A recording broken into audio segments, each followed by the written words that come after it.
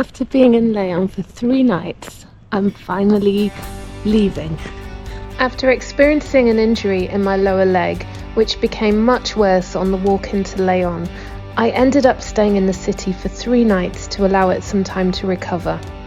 I found an orthotist who recommended an insole for my shoe, and I practiced self-care, including applying ice to my leg while eating chocolate churros.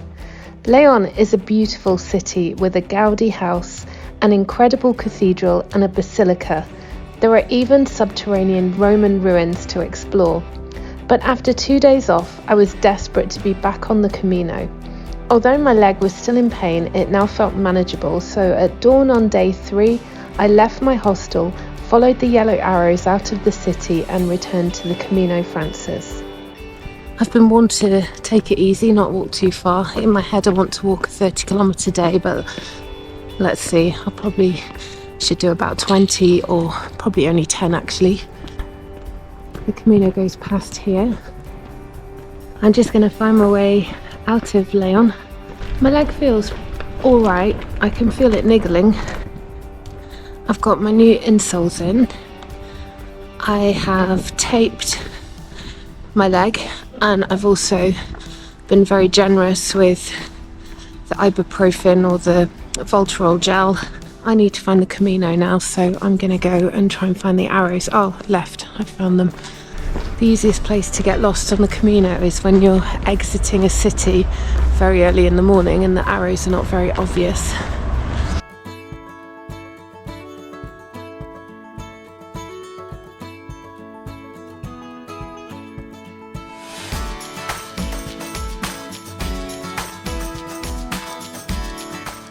I left the city limits of Leon, looked into a couple of churches which were open for pilgrims, and then I was faced with a decision. There's huge debate coming up. There's lots of people stood making decisions about which way to go. There's an alternate route, the scenic route, which is 4 kilometers longer, or the regular Camino route, which is along a main road and is not very interesting.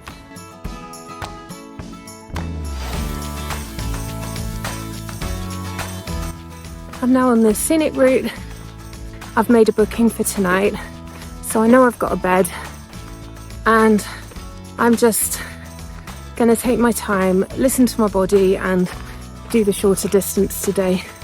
Just doing 18k, which is 11 miles. I need to help my body recover, so that's what I've decided to do.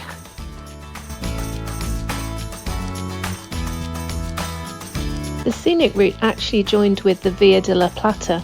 Again, I would have to come back to walk this Camino another time. This alternate route is much better for me, away from the tarmac, the busy traffic, and just being out in nature again.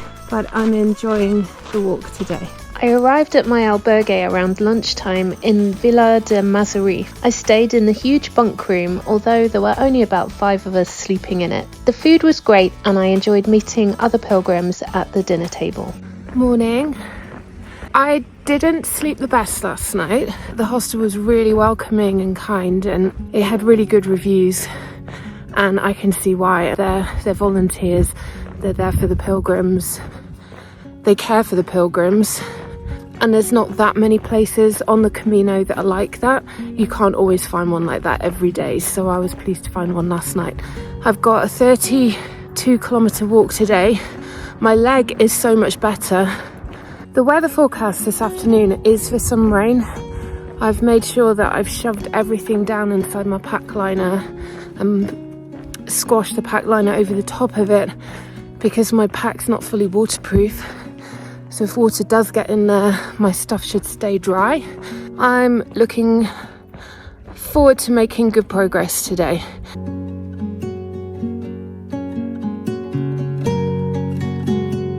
I soon arrived in Hospital de Orbigo and I started to cross the longest footbridge I had ever seen.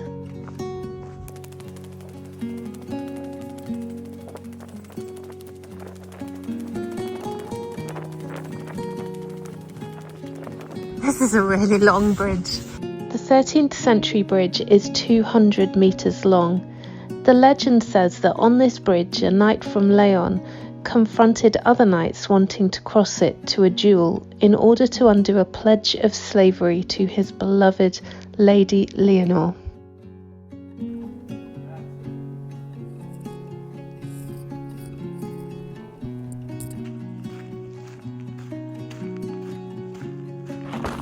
The flies are really bad. A guy from Switzerland just gave me some of his spray. I've sprayed myself, but it's not really working. I think I've still got another 11 kilometers or so to Astorga. It's a bit up and down now, definitely out of the Meseta, and I can see mountains ahead.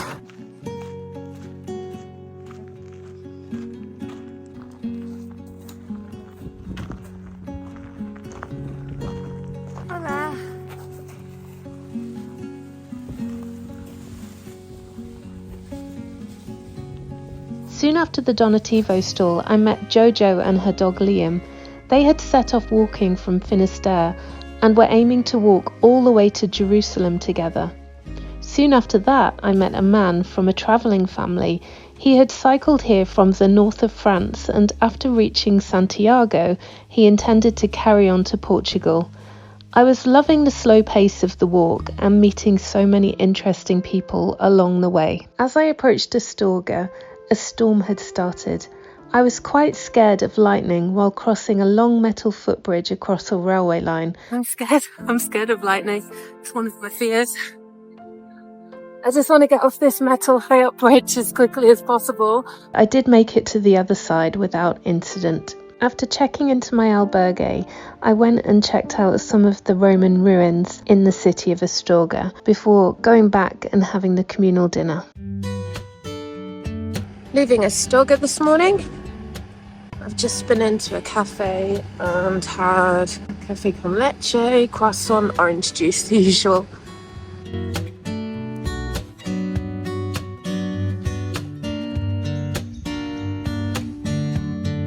When I've stayed in the dorm rooms, the dorms that I've liked the best are the ones with the pod beds with curtains, so you've got your own privacy. Last night I was in a bottom bunk, which is great, but the alternate beds had some wooden panelling on them to give some privacy for almost every other bed, but I was lying quite close to another bunk. There was a Frenchman in the bed quite close to me on the other side, so there were some blankets at the end of the room that did look very clean. I just hung that over the edge of the bed, and it meant I was screened off both sides, and it just gave me a bit more privacy, and I felt a little bit more cocooned and able to sleep.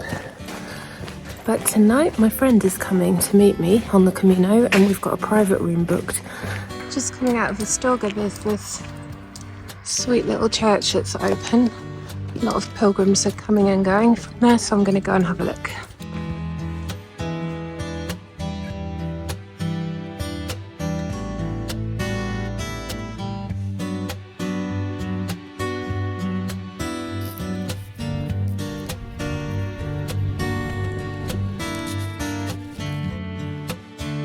Just walking into Santa Caterina del Somoza, and it looks like there is somewhere for coffee / second breakfast / bathroom facilities, and seeing people that I've been walking with along the way this morning.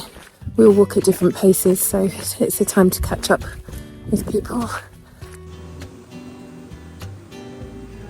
I've gone for a healthier option today with protein, and she gave me this for free. Freshly squeezed orange juice, cafe con leche. So nice to see the kilometre markers coming down, now under 250.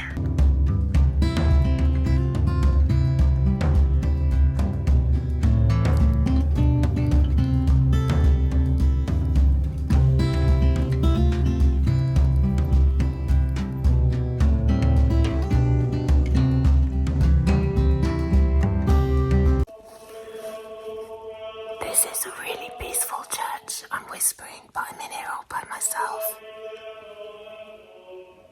There's a monastery across the road from the church, and I guess the of brothers, fathers, whatever in the monastery, other priests here too. But it's got a different feel about it. It's basic, stripped back. None of the glitz of some of the other churches, but it feels peaceful. Opposite the church was a monastery. I just called in there because they had the stamp, and I spoke to Brother Cassian, who is German, born in Bavaria. He got his phone out and showed me the radar map of the weather, and he's basically warning me not to go walking now in the mountains, which we're now getting into mountains, because he showed me what weather was coming. And he said, you know, back home in Bavaria we would never go out in this. And he said, and the only people that go out in this here are pilgrims. And I was like, I know, and I'm a pilgrim and I need to keep walking to the next village, which he said, well, that's 2 hours away, and look at the weather. And it was very kind of him to warn me not to go, but yeah, I hope it'll be all right. After yesterday me saying I'm scared of thunder and lightning, I still am, so I hope it was just rain and not storm. Anyway, it's not 2 hours, it was like 6 kilometers, 5 kilometers away, so fast walking, it's an hour and a bit. I can do this.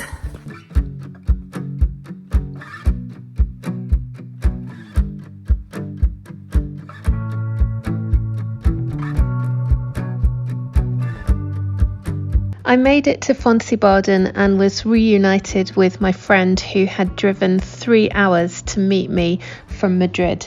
We're walking. We're doing it. My friend wanted to experience the Camino, and we set off the next morning together from Ponferrada. She had actually joined me for the highest section of the Camino Frances, and after a climb we soon reached Cruz de Ferro. A wooden pole with an iron cross on top of it marks the highest point of the Camino Frances. Underneath is a pile of rocks where pilgrims traditionally bring a rock from home and leave it at the base. After leaving our rocks behind and laying them down at the foot of this wooden pole with the iron cross, we continued on our way.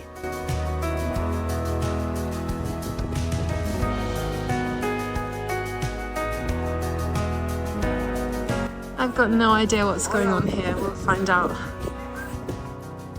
A group of pilgrims were listening to the wise words of a legendary character on the Camino Frances. Thomas is the last of the Knights Templar. He lives here in the mountains and takes his calling to take care of pilgrims very seriously.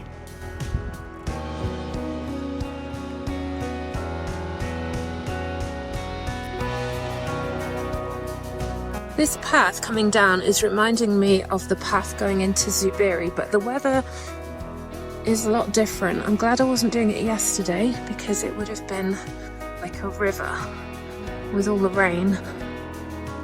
It is so stunning though.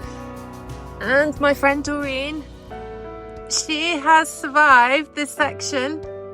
I've pushed her to her limits. Keep going, Doreen.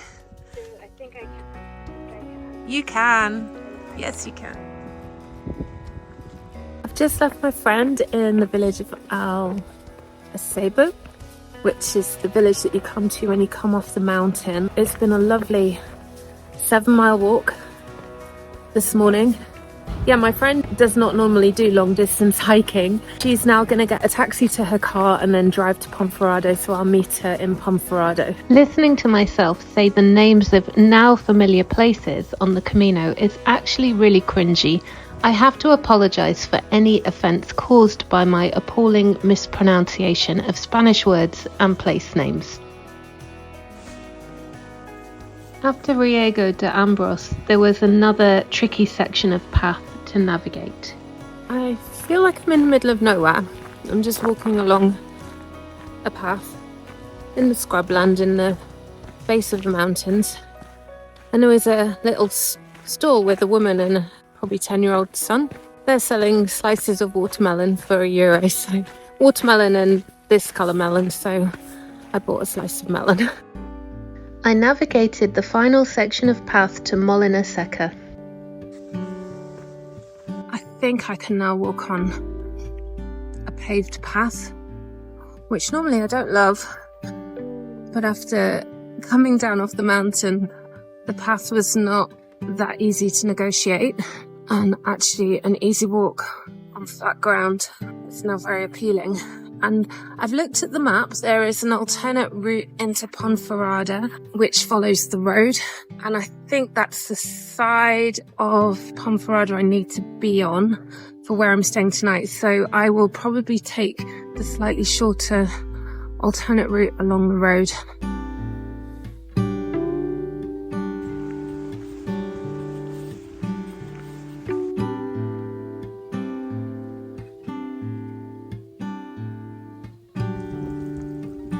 I'm on the last 3.5 or 4 kilometres coming into Ponferrada.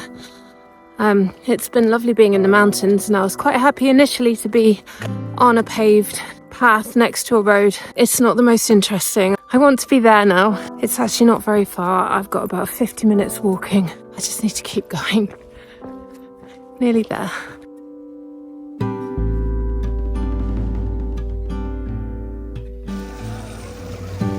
I reunited with my friend in Ponferrada.